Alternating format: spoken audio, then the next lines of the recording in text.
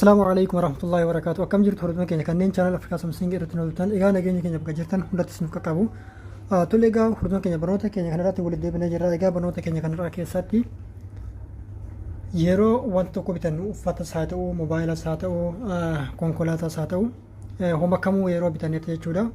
Yookiin ammoo namni tokko bitatee nama tokko irratti argine wanta isa yoo jaalanne suuraa isaa qofa kaasuudhaan gatii isaa fi gatii wanta sanii fi akkasuma jechuudha moodelistiidhaan uffata yoo ta'e akkamitti akka inni bareedu hangam yoo uffata san bitannee godhanne namarraa bareedu garamiin akka itti ilaaluu dandeenyu sitti agarsiisa.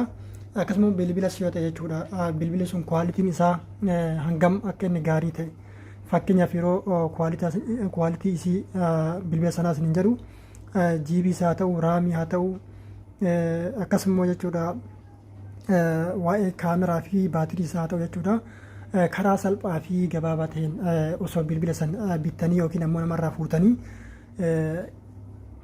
keessa deemtanii keessa bilbila sanii ilaalanitti kallattii maan jechuun bilbila san qofa suuraa isaa kaafatanii akkamitti akkasiin baruu dandeettan sitti agarsiisa jechuudha. Egaa hordoftoota keenya jechuudha gama barnootaatti isin dabarsu duratti warroonni jalqabaaf gara chaanal Afrikaa Samsung haala dhuftan barnoonni keenya tele chaanal keenya subscribe godhaa. Viidiyoo keenya kan daawwatan yoo jaalatan laayik godhaa, hiriyoottan keessaniifis qoodaa isin jira gaaffii fi qabdan koomantii irratti nuuf katabaa. Egaa hordoftoota keenya jechuudha kana baruudhaaf maaltu sana eegama googila jechuudha googila inni gartu fuula iskiriin bilbila keessanii irratti isa argamu kana jechuudha. Isa kana mallattoo kaameraa voice mallattoo voice yookiin ammoo riikoordii cinatti argamtan al tokkoof cinatti argamtan irratti mallattoo kaameraa tanarratti al tokkoof ni cuqaaftu.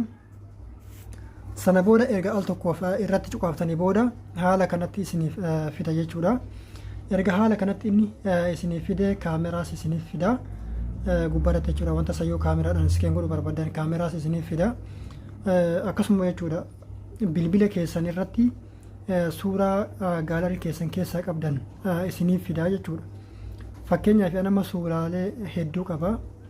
Suuraalee hedduu kanneen keessaa fakkeenyaaf meeshaa gosa tokko irratti cuqaasee ilaaluu ni danda'a jechuudha. Fakkeenyaaf yeroo kana isin jedhu mee konkolaataa ta'ee uffata ta'e jechuudha. Mee uffata irratti uffata tokko isinitti agarsiisa. Kun fakkeenyaaf kootii kana bitadhee qaba.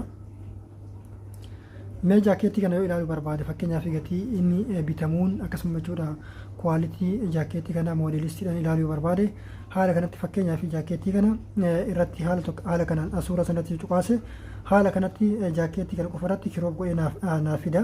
Sana booda haala kanatti ol harkiftu jechuudha. Kun akkuma isin agartan jala kanarratti jaakeettii kana gosa isaa isiniif fida. Akkasuma gatii isaa isiniif fida. Akkasuma jechuudha moodelistii wajjinis isiniif kaasaa jechuudha. Isiniif fida jechuudha. Inni biraa immoo jechuudha waa'ee biraas yoo barbaadan fakkeenyaaf konkolaataas yoo barbaadan meeshaa gosa kamiiyyuu barbaadan ilaaluu ni dandeettu jechuudha. Karaa baay'ee salphaa fi gabaabaadhaan wanticha san haala isaa baruu ni dandeettu. Fakkeenyaaf mee konkolaataan haa ilaallu taaksiidhaaf yookiin ammoo jechuudha konkolaataan kun fakkeenyaaf minibaasii akka minibaas fakkeenya minibaasanii haala kanatti fakkeenyaaf konkolaataa kanneen haala kanatti ol isiniif baasa jechuudha. Gatii isaas ta'ee maalummaa konkolaataa sanaas jechuudha. Sirritti haala kanatti heddummeessa isiniif fida. Kanneen keessaa maalummaa konkolaataa sanii irra deemtanii keessaa deemtan jechuudha. Dubbisuun yookiin ammoo ilaaluudhaan maalummaa konkolaataa sanii banuu ni dandeettu jechuudha. Moobaayilis haaluma kanaan wal fakkaata. Moobaayilas haala kanatti baruu ni dandeettu. Akkasuma kompiitara ta'e meeshaa kamiyyuu haa ta'u jechuudha. Meeshaa kamiyyuu haa ta'u haala kanatti ilaaltanii baruudhaan maalummaa meeshaa sanaa hubachuu ni dandeettu jechuudha.